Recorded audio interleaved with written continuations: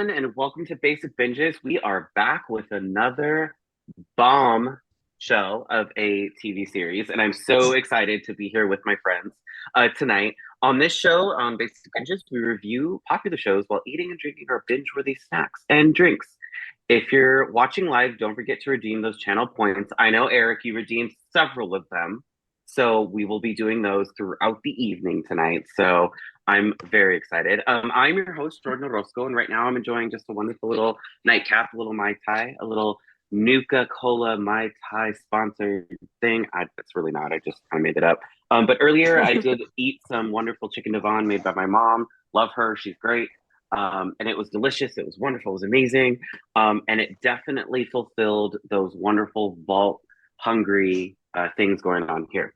But I want to introduce the most important people of the evening, my guests tonight, Mikey, Ren, and Yaya. It's so good to see you all. It's so good to have you on this journey for us. But let's start with Mikey. What's going on? What are you snacking on? What are you drinking? Hey, how's it going? I'm just I ate a little earlier today, so I'm good. I'm just drinking on a little hard iced tea. It is in a Starbucks cup, but don't worry, they don't sell that there yet. So, but Wish I filled it up with my own stuff. So hey, I wish they did. That'd be hmm amazing. Just like walk up the street and be like, "Can I have a hard tea, please?" yeah. And they're like, "All right, here it is." But cheers to you. Moving on to our wonderful Ren. It's so good to see you. I don't think we've ever done a review show together, Uh, have no, we? I've been a little busy. I think I haven't been Yeah. able. Yeah. No, but it's good to see you. What are you chomping on? What are you drinking? Okay. Well, I'm Ren, and you might occasionally see Anakin. He has problems. Hi. I'm currently drinking. Go away. Um, some mango cold brew thingy from Coffee Bean, That and sounds I was delicious. napping, so I didn't eat anything. I have a muffin though. That sounds delicious though. I didn't know they carried those at Coffee Bean, so I gotta definitely try those. And then last but not least, Yaya, what's going on? It's been a while since I've seen you. I know I you've done know. several of these, but good to see you. What are you sipping on? What are you nomming on? I am drinking a passion fruit and peach tea. Found it at raided a vault. Found one of these in their things, killed everyone in there. Just raided their foods, raided their rations. We gotta survive the wasteland. We gotta There Yeah, you survive the go. Yep. wasteland. yeah. Got some pork and some kimchi, Ooh, and Oh, that sounds good. it's so good. And right now, this is like my weird comfort food. It looks like, but I swear it's not. It's white rice mixed with some soy sauce, some ponzu, and a raw egg. It's just been my comfort food. I wow. know. As I said, we gotta survive the wastelands. No, that sounds so It good. is, yeah. I'd eat that. I'd eat Mhm. it. So good. Yep. Yeah. Well, it's good to see you all. Today we are talking about the first three episodes of Fallout 1 through 3. I man, I don't know what I was expecting out of this entire series, but I was not disappointed at all. Like from the first episode on, it just, you know, I'm not a seasoned veteran in Fallout. I haven't played the earlier iterations of it, but I do go on YouTube. I do look. I'm like, I want to see. A huge fan of Fallout 4.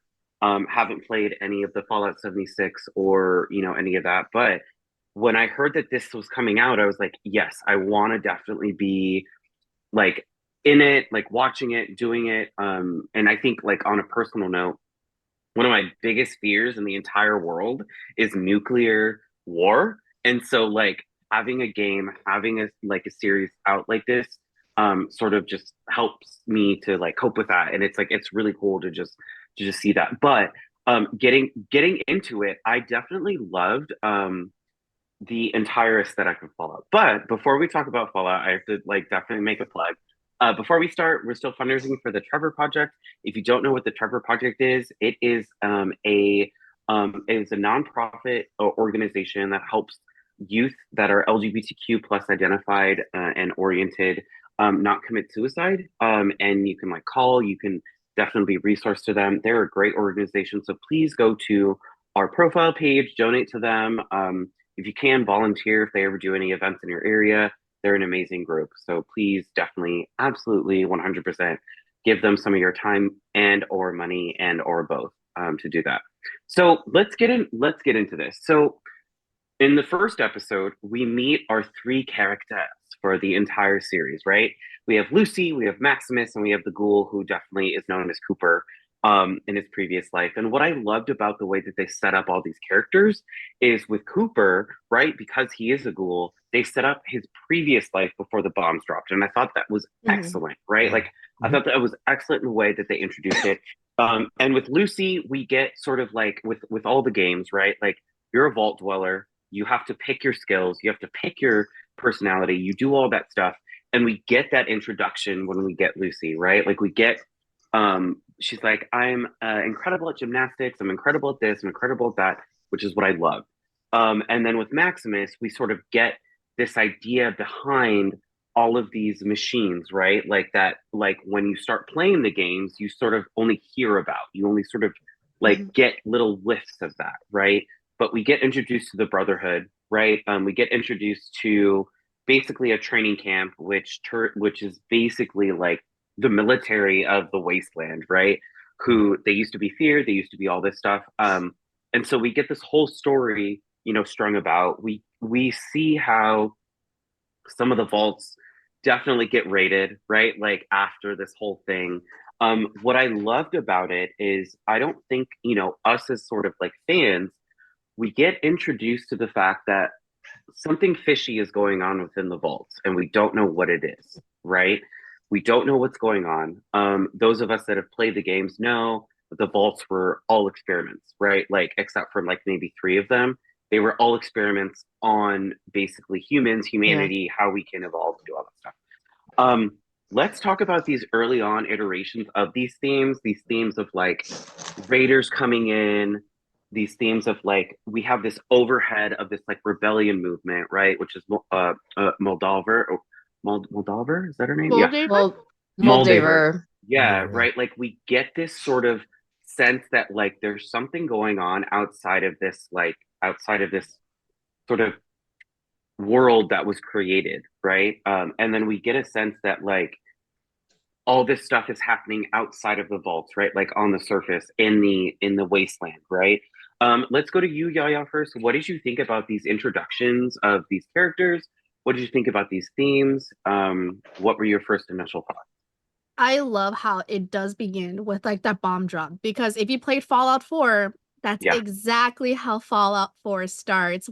With Nora and running to the vaults with like Sean and that stuff. So I love how it does bring like this thing. Also, it creates a universe. It's supposed to like you can feel the foreboding because you have like the mom turning off the TV, like, oh, it's all today's a happy day. We don't talk about it. It's happy, but it's not. You know something is wrong. And then and with Lucy, I love how like the introduction of her skills, because again, I'm gonna like be talking about the games a lot. I love the games. I adore the games. I have my husband. Husband. Husband. I love, okay, heads up, I love ghouls. Okay. But Love but that.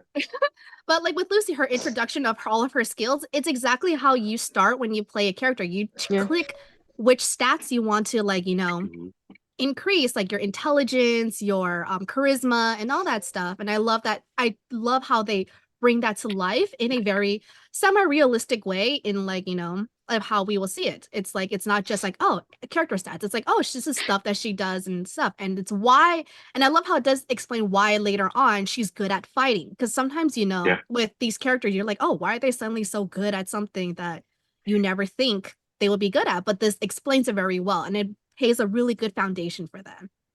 And Yeah. with the Brotherhood of Steel, definitely. Like, I hate the Brotherhood of Steel, and I like, but I love that the introduction of it, it's like it's not all perfect, because if you play the games, like it makes it seem like everyone's like, oh yeah, like everyone's like, we're all like family and stuff, but it's not. Like, Mm-mm. Maximus was getting his butt kicked in the very beginning. And I love how it does humanize a lot of these like characters that wouldn't, like NPCs that wouldn't have been like so fleshed out in games. So I love the introduction. It's so beautiful. It is so like well done how it can integrate it into a drama, but also take aspects of the game into it, and it melts very well for me, at least. Yeah, yeah, you're right. I think it gave us what we wanted as fans, but it also gave people that maybe are not as well versed in the Fallout universe, right? Like Mhm. what they needed in order for them to digest this series. So Yes. I definitely agree with you. Mikey, what did you think about the first iterations of this of Fallout? So I only played the games like a little bit. I haven't played them all the way through and stuff. So I think I had a basic understanding of what this was about.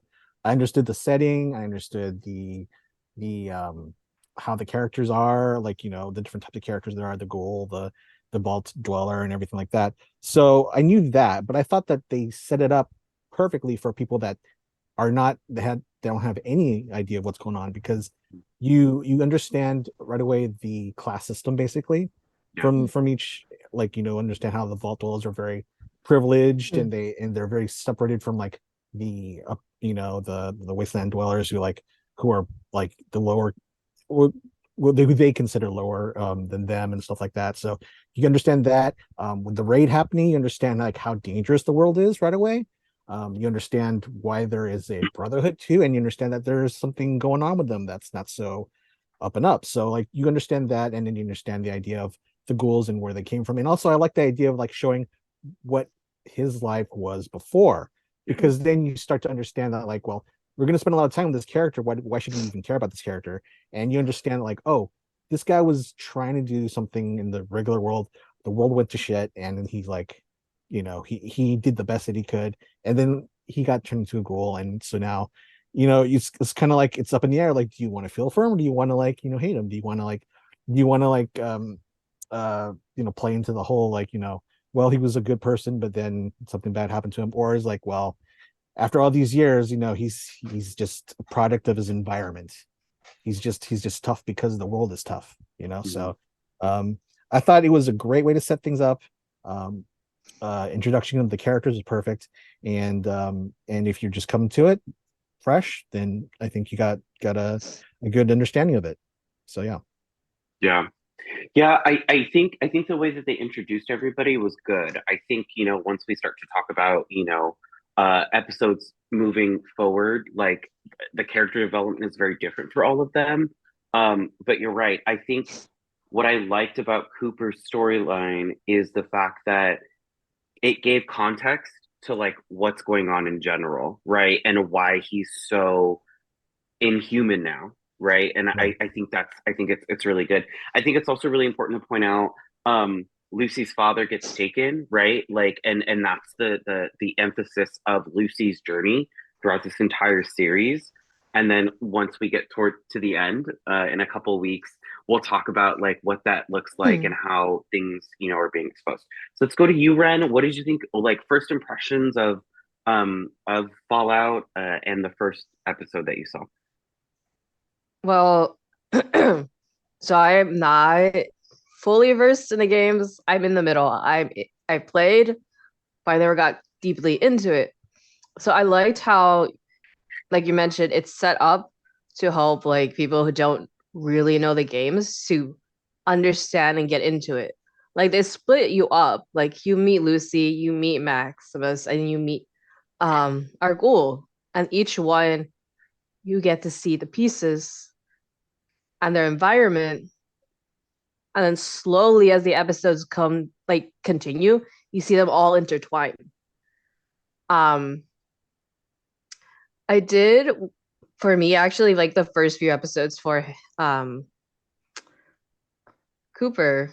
I found him actually the most kind of human of them, Mhm. Mhm. because Lucy is she's so naive.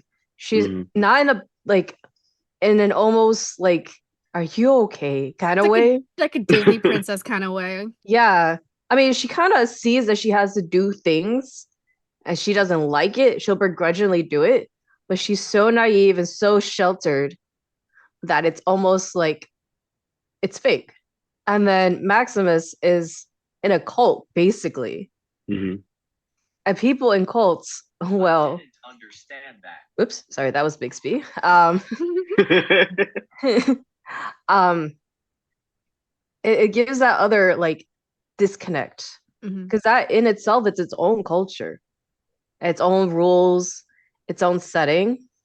And then you have Cooper, who dealt with the world before, ended up being a ghoul. And like you could say he's evil or whatever, but like really, I don't think he is. I don't he's just dealing with what he has to deal with. Mhm. And like what would happen to a normal human going through what Cooper has gone through? And in my opinion, his turns out to be the most understandable almost. Like most relatable. Yeah. Like for me, he's the most relatable character. I did like that you start like I think it's Fallout 3 where you start out that you have to go find your dad. Mm. So the dad being snatched, I'm like, I see what you did there. And then for Cooper, how you got to see a little bit before, that's like kind of to me like a nod to Fallout 4. Because you also start a little bit before the bomb drops. Yes. Yeah. And then, shit happens. Yeah. So yeah, I think like of the three, they kind of to me it's like a three different versions of what you can see a person go through in this very tough times. Mhm. Yeah, I think for Cooper, for me, I didn't necessarily hate the character. I just got annoyed a couple of times, right? Like, but you're right, you're right. Like in episode 3, when he has Lucy as a prisoner, and they like go to the lakeside, and they're like, Lucy, and then and I was like, oh my god, come on, like she's a fucking vault dweller, but he knew where she came from, and he knew all of that context before any of this, and then I had to like reel myself in and be like, oh, he understands what's going on, like the overarching context of why the vaults were invented, Yes. why Yeah. what's going on, and I'm like, I get it, like I 100% get the way that he is, but he's also just a general badass. I'm like, you don't give a shit, like you will shoot kids, love it. Well, I mean, not in that context, respect it. right? Understandable. Yeah. In that context, because kids will shoot you and they won't give a Yeah. shit because Yeah. it's all about survival. It's all about that. And Yeah. so He's you're right. I agree. Built to survive Like, the world. yeah. And It's the harshness. yeah, but I think it's the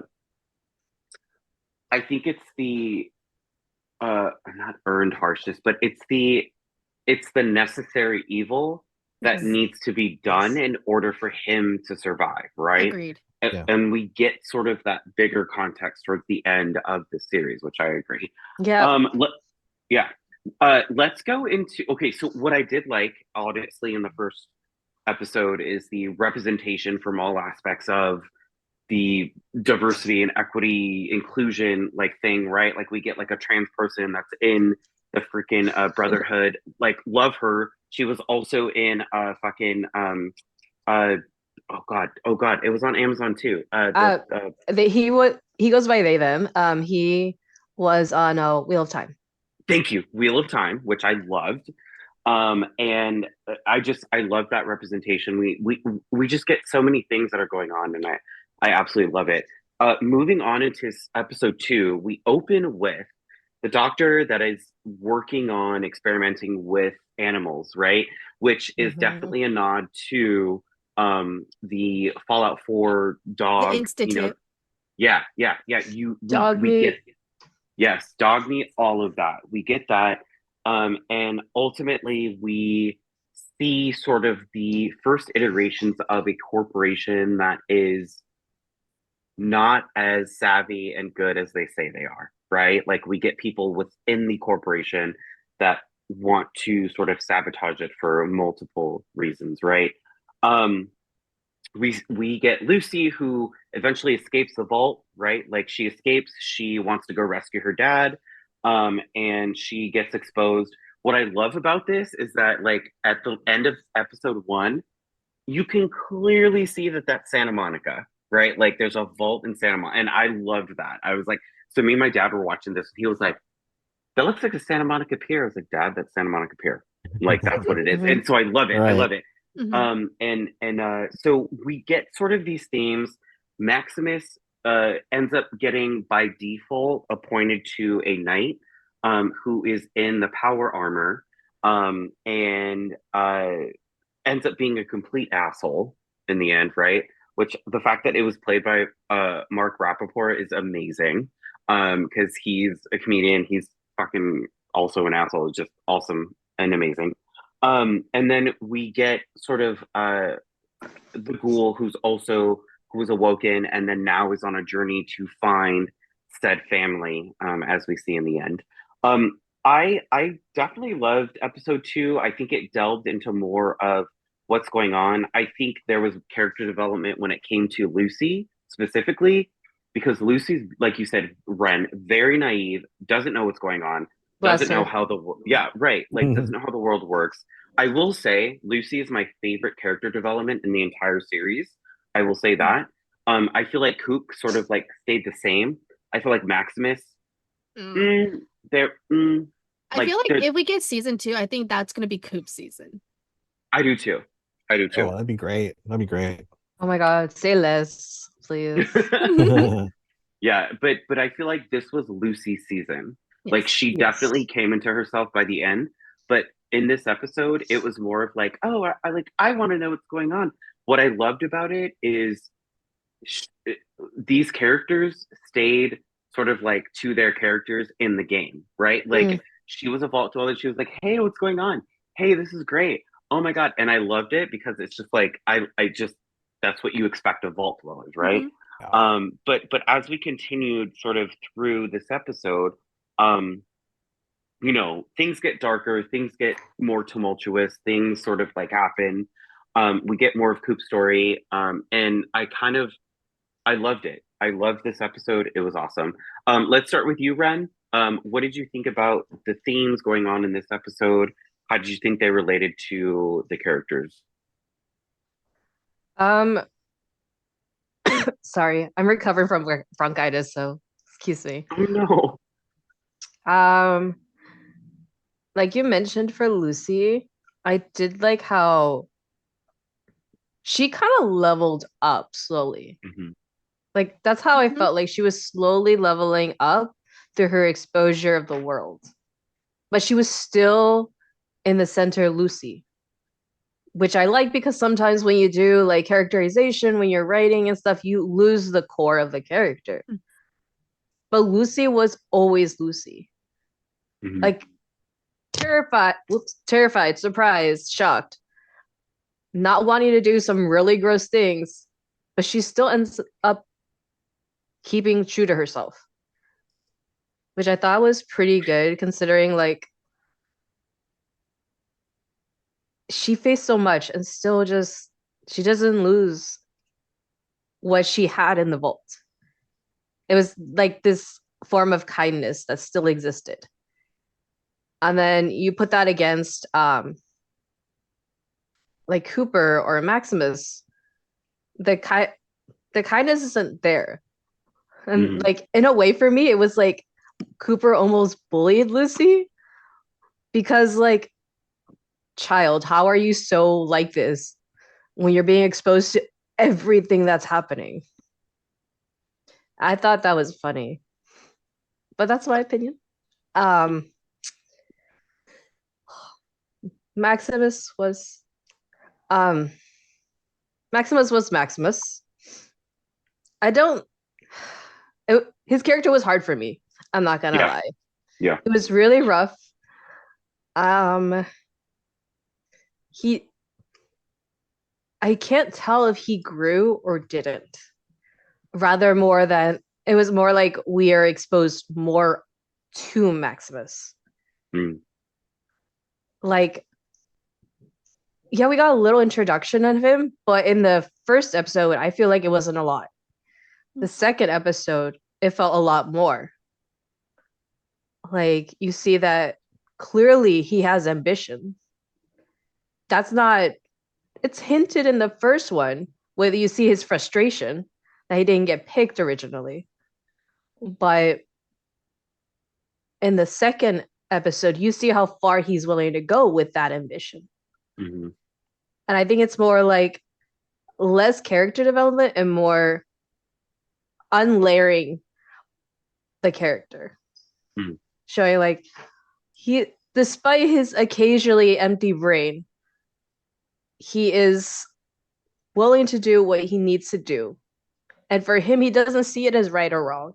It's what he needs to do. Mm. I think we get to see like the themes and actions they take, each one. I think they just, in a way, gives you like more of a insight of who and what they are. I have no idea if that makes sense, but yeah. No, yeah.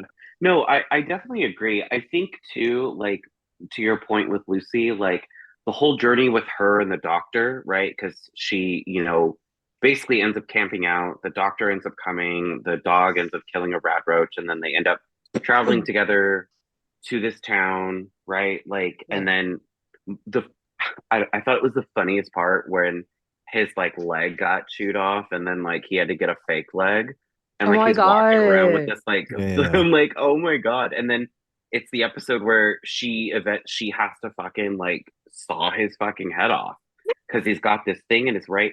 But I think she still, you're right, Lucy still remains the same, and I will argue throughout this entire series she still remains the same at her core, but there's things that force her to sort of open her eyes behind the naivety of everything to be like, oh, like this is the reality that I'm in. But like, even, I mean, I don't know if you've all seen all of them, but like, even in the last episode, and she was like, that's not how I was raised. I was like, she's still the same person. Like, she's still the same individual. And I love that.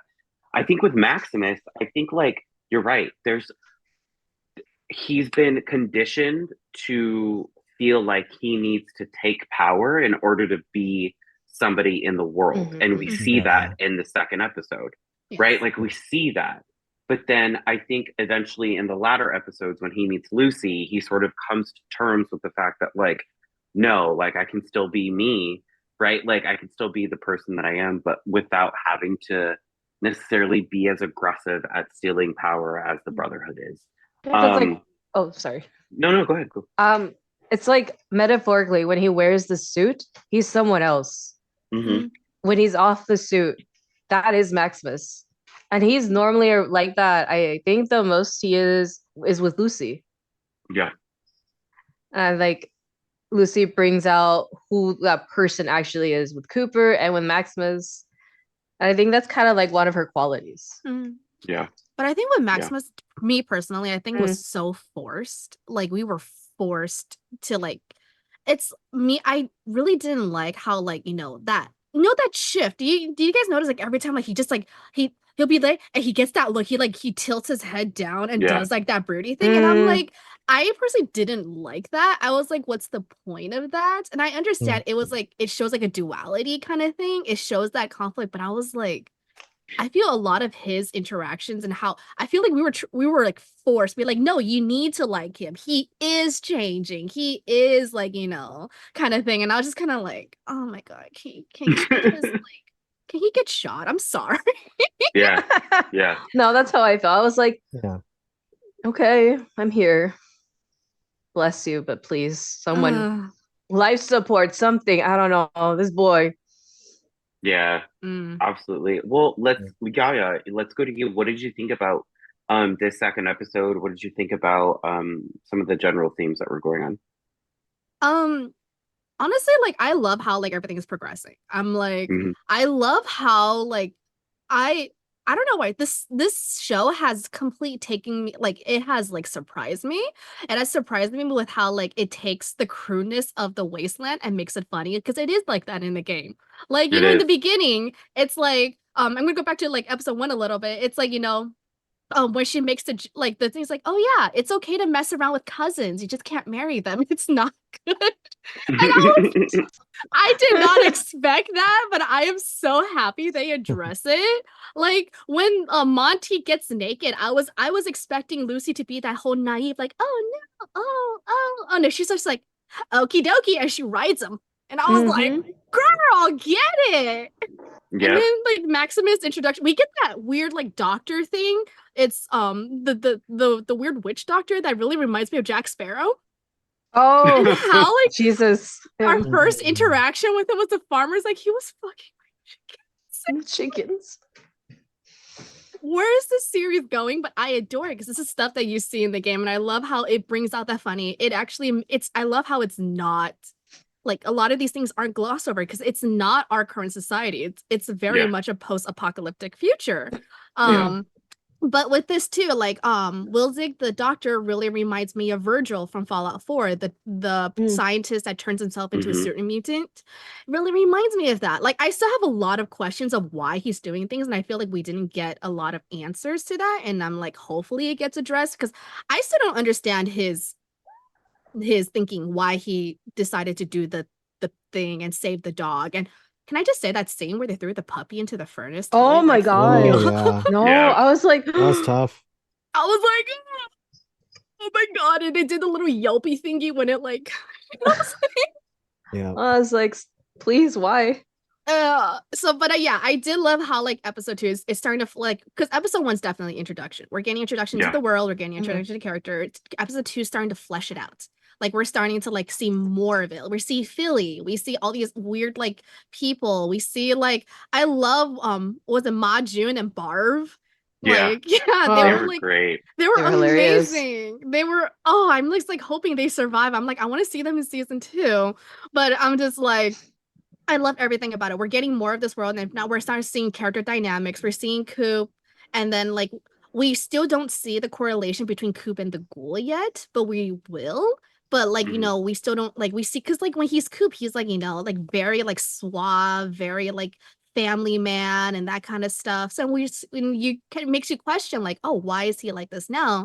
And I just love him. I'm a book talk girly, so I'm like that dark character. Like I don't want to fix him. I want to make him worse, kind of thing. We love it. I know, right? There is some things like for me, I'm just like a little weirded out by like why are they establishing ghouls need to take like Rat away or whatever he's taking. But that's I think that's a later on, like probably next week's episode that I want to go into more. But I was like, there's little things that I'm kind of like, okay, I think they're adding a little bit into the universe that I'm not used to, that I haven't seen before. So I'm a little like hesitant. But other than that, I'm like, I love everything so far. I'm gonna continue ranting. So hand it off to Mikey. Yeah, I think what I appreciated about this whole entire thing is I'm on Fallout Talk, so like I like get some of the lore that comes in like when I'm scrolling TikTok. And what I love about it is like if you're accustomed to the lore, you know why things are happening. So like you said, right? When it's like, why do they have to constantly take an inhalant of rat away? And it's like, well, I know that because I know the lore behind, because just playing the games, right? Like if you play the main story, if you play some side quests, you don't know the entire universe of Fallout unless you like know what's going on. And you know that there are some ghouls like Coop who are just mutated on the outside, but they act like total normal human beings. And you get that in a playthrough if you do Fallout. Yes, you like meet ghouls. You get that with John Hancock. You get that with Oswald the Outrageous in the Nuka World DLC. But then you have like the Nuka World DLC part where they actually why hasn't Oswald gone feral? He's irradiated too. And I think in that light in Oswald's quest, you actually get more ghoul lore because it seems like it's more of a mentality thing. If you're not worried about going feral, you have a less chance of going feral. But of course, there's like a lot of lore with that as well. So for me, I was like kind of a little hesitant on the introduction of the Rataway. But other than that, no, I agree. Because Coop is kept in the grave with Rataway. Yes. Right? And they're like, oh, and then like that's why his nose is gone. Because the person that digs him up like once a year takes fucking pieces from him and all that stuff. Okay, I have to get to the comments. Eric, before we get to Mikey, Eric redeemed hydrate. So everybody, cheers. Take a sip of whatever you're having. And then we also have a stretch. So stretch. It's time for stretch because it's past the half hour. All right, Eric added, "You're so punny for Yaya. I miss Yaya," is what he said. So you have to come up with a pun after Mikey talks, and then Eric said, "Okay, sing in third person. LOL. You'll get me back another stream." Was he talking about me? I'm not singing in third person, bro. I mean, maybe I need to. Okay, maybe we'll do it after. Okay, so Mikey, what did you think about the second episode? What did you think about some of the general things that were going on? Oh, Um, everyone sing in third person. Sorry, Mikey. oh now? Oh geez. Yeah. Eric said everyone sing in third person. Okay, well, uh that messed me up right now. Basically, I liked how basically they made um uh um Maximus um into they kind of showed how both Maximus and Lucy felt like they were prepared for the world, but they truly weren't because they came from different trainings and stuff like that, but they're both kind of they're both like cultists actually because they believed a certain thing, and when they got to the real world they realized that it wasn't what they thought it would be. They were looked down on by people, like instead of like a military being like righteous and justful and everything, the knights were assholes, and like Lucy thinking that like, oh, everybody will look at me as a Vaulty and think that I'm Saving like a America. savior. Yeah, Yeah. I'm the paragon of all good virtue, and they look completely down on her. So they had to. Then what happened is they realize that um they are ill-equipped for the world. When you and then the audience kind of realizes that maybe Coop is actually the best equipped for the world because he's lived so long and has suffered so much that in the wasteland he is the heart he's hardened and he's tougher and he can exist in this world where these two there you realize that the story is that they have to accomplish what their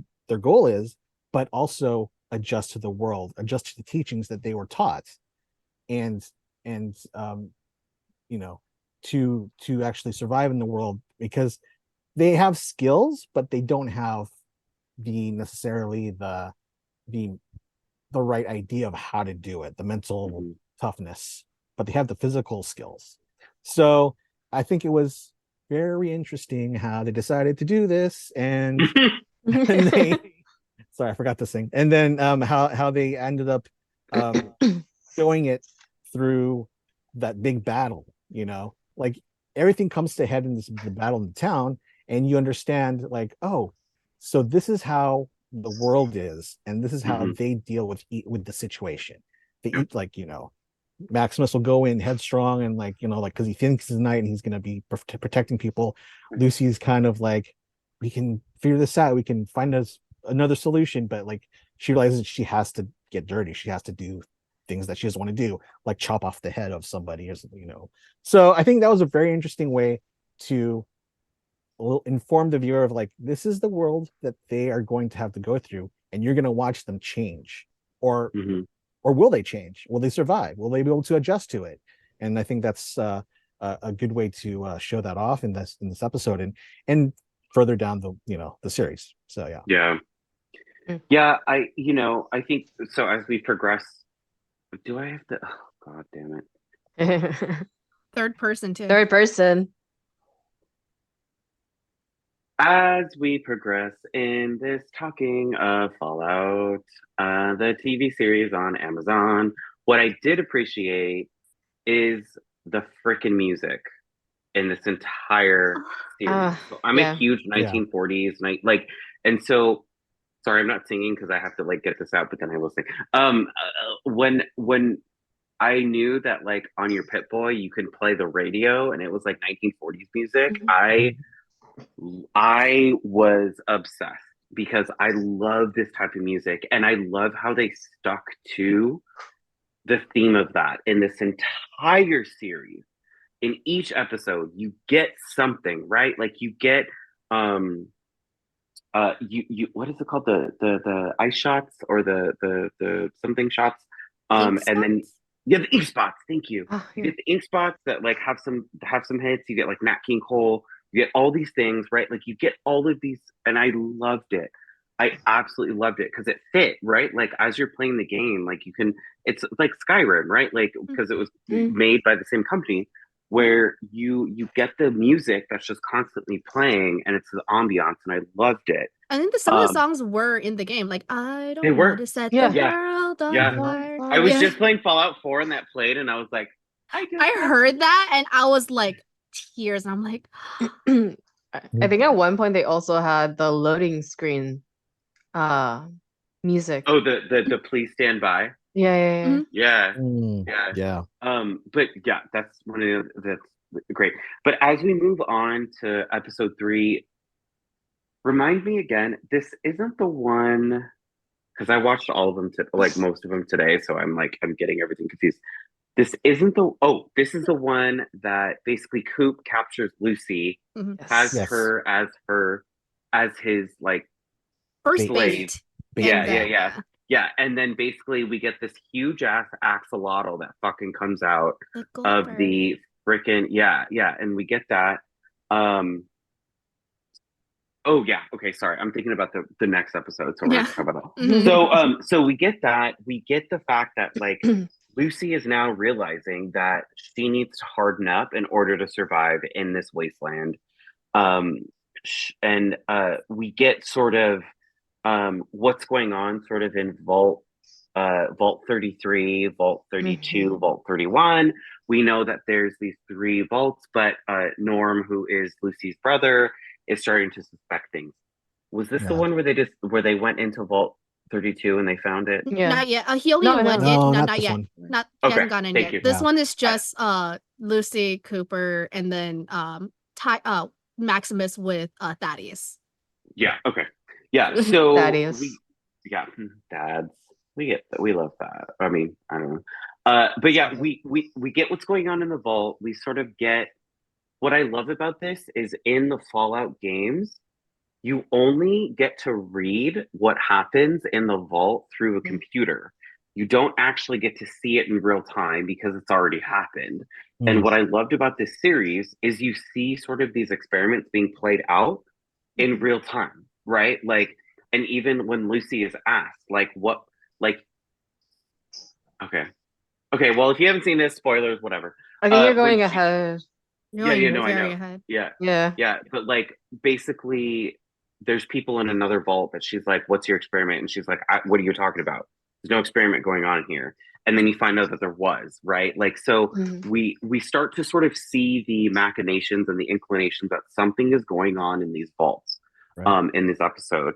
But I love this episode for multiple reasons, right? We get Maximus, who then gets a new squire, who ends up being the guy that bullied him Yeah. when he was at like Brotherhood training camp, right? Yeah. And then ends up finding out that Maximus is like, it's me, and he's like, what's going on? What happened to your night? Like, what is this? And he's like, nobody needs to know. And the guy's like, yeah, fuck that, because he's a Not bad yet. person. Oh, Mhm. that's not in this episode? Mhm. No. Oh my god. Okay. Mm. Well, that happens. But basically Maximus gets his own T40 suit.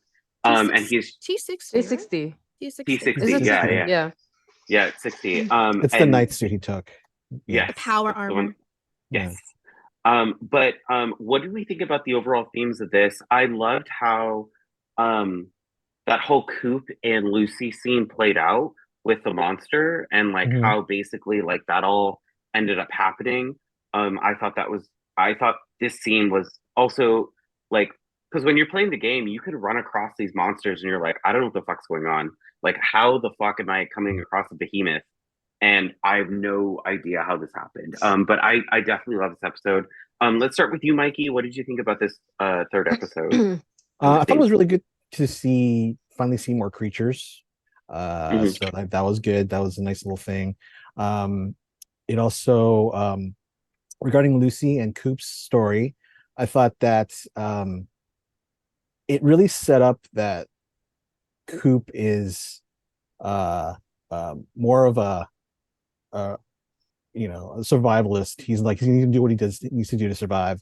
Whereas Lucy is like about her mission and doing what she has to do. And when she gets being captured by him, he's being used as bait. It's kind of like she's still trying to figure out a way to get out of it, while he still needs to get the head as well. But Mhm. He's not like, he just leaves it at one point, right? Well, those things, they digest really slow, so I'll get back to it later. He'll figure out a way to get figure out what he has to do later on.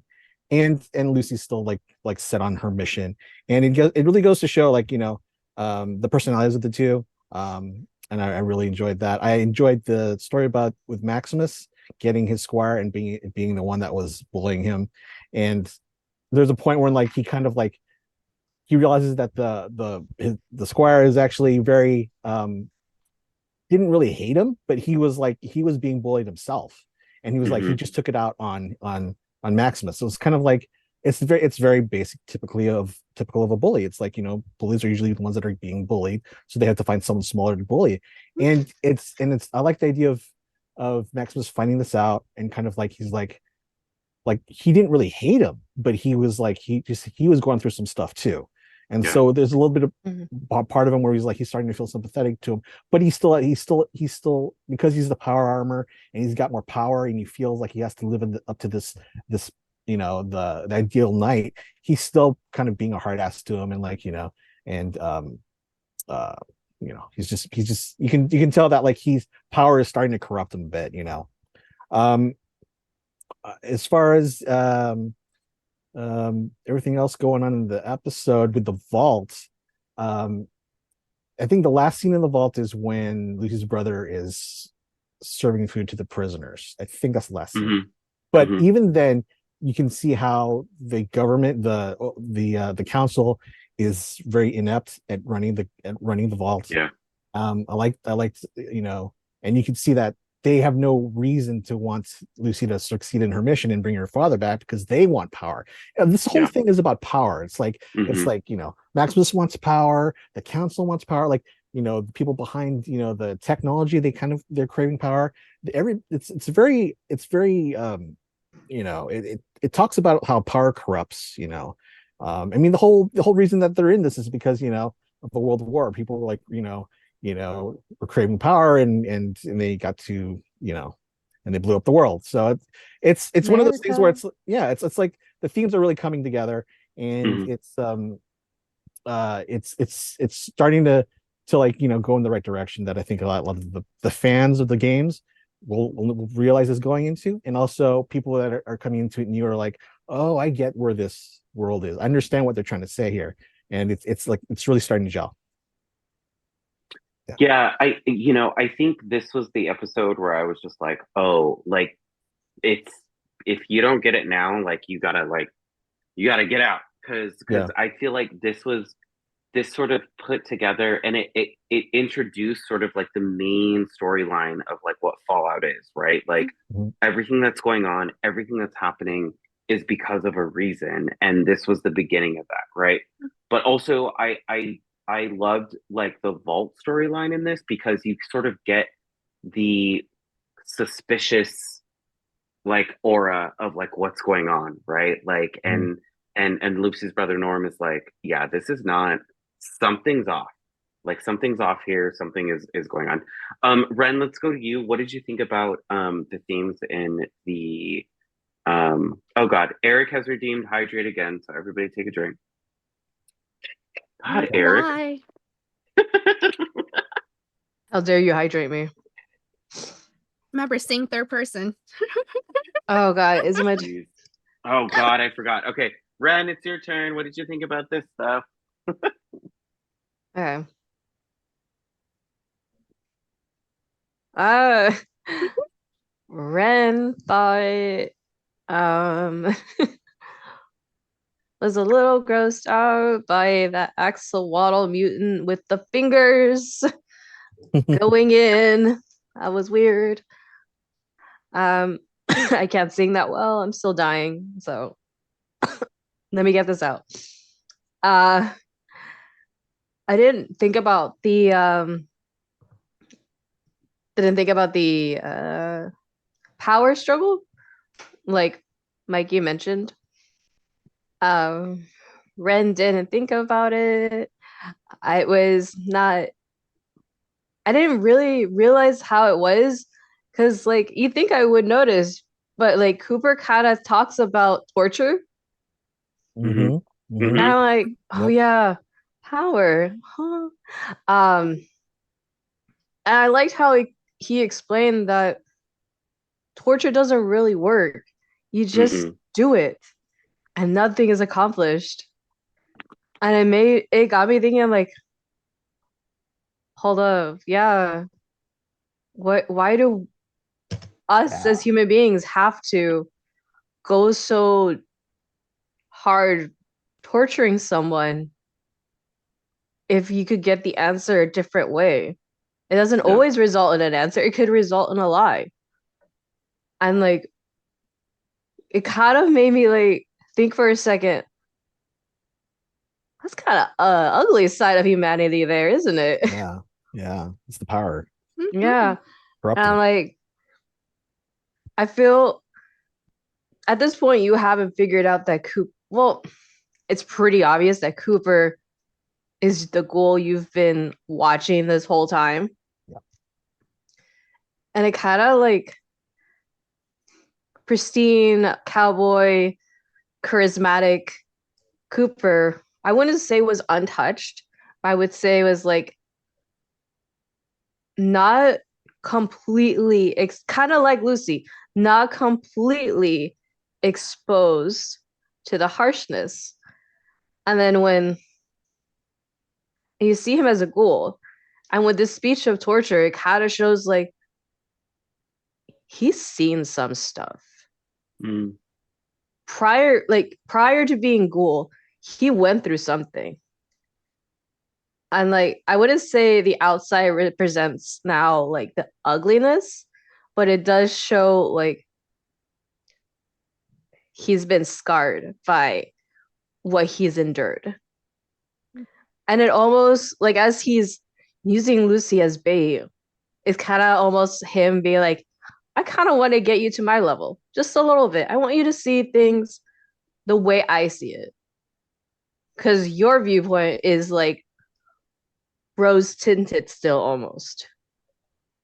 He and he is in that power position to sort of shatter that viewpoint, not in a nice way, as we see, but it's sort of a necessity for her to realize, how am I going to survive?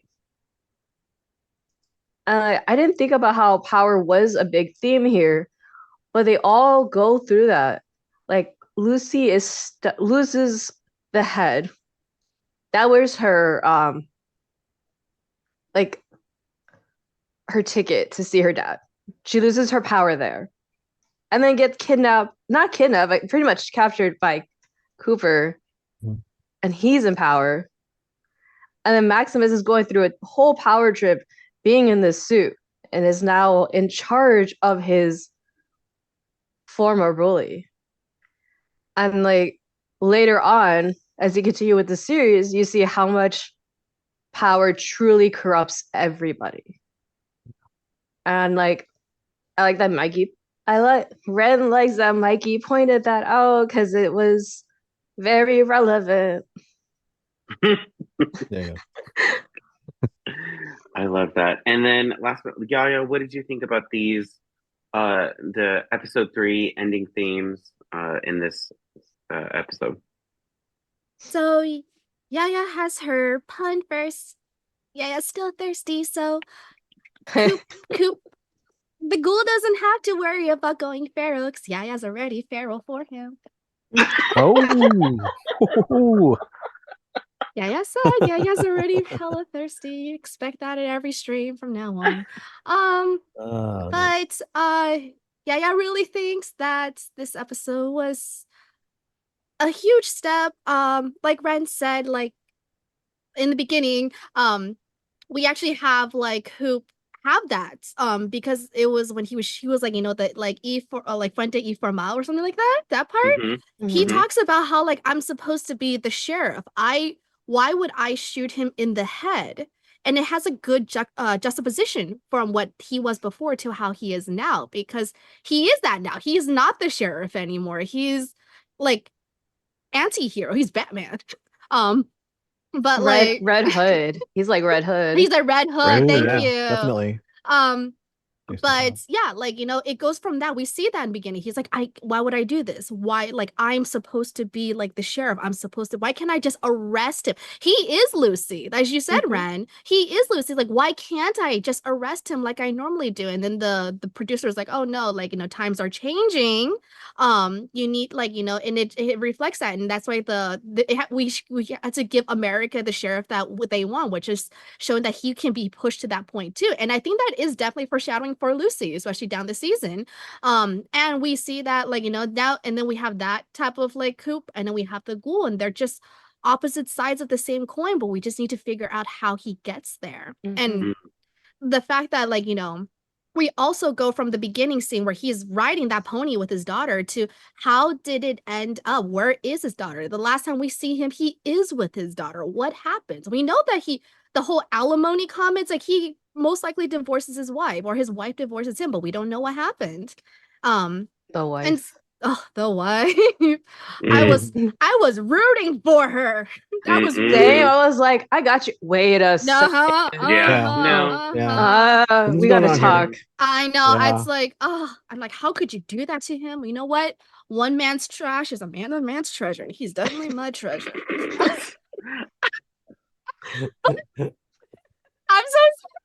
We both know Yaya is coming to the rescue during the apocalypse to Coop. So. Oh yeah. Yeah. I'm just like, I gotta find me a nice ghoul man and to settle down with. Anyways.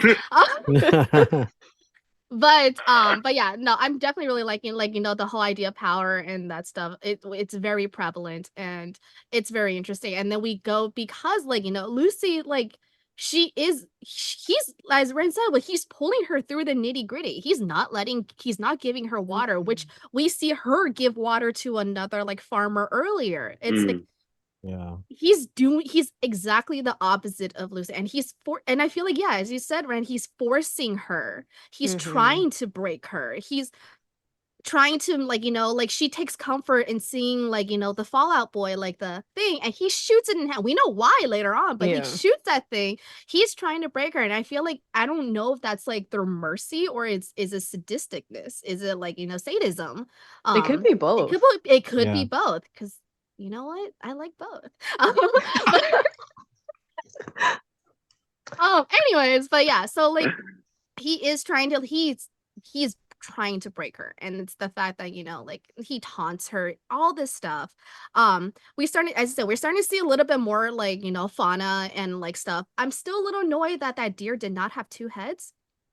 I'm a little annoyed that deer I was did surprised. Not... Yeah, that's a normal deer. Where did you come from? Yeah, I'm like, where are my rat stags?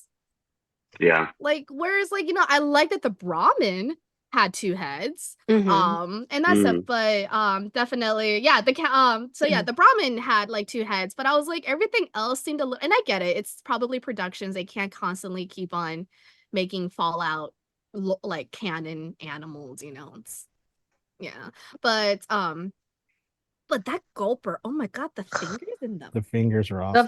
That's where their budget went. The fingers. I was like, oh no. Fingers. Oh my god. I was like, end me right there. It's fine. Okay. And I'm just like, and it's so different from the gulpers from, like, Far Harbor DLC. So I was kind of like, I was at first thrown off, and I'm like, okay. But no, this episode, I feel like it was definitely just more of, like, I feel personally it was definitely more of a transition episode more. It was not anything big thing happening. We have it's just moving things along, but still keeping it interesting and still keeping us up with the characters. I think definitely after this episode's where things start picking up, that we start getting a little bit more of, like, you know, characters and, like, their, not just their what pushes them and that stuff, but their development as well.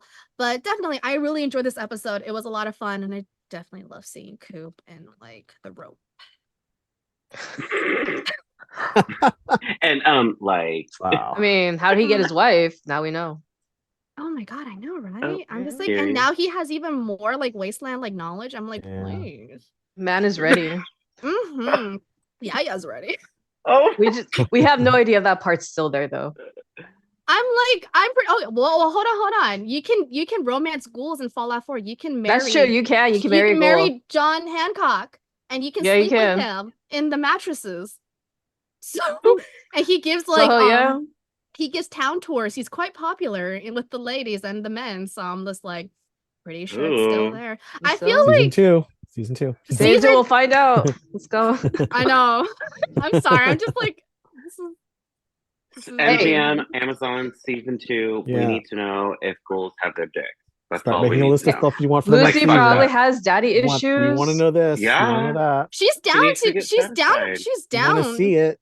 Mm-hmm. She's I'm trapped. Man. She's down. So Oh I'm my like, God.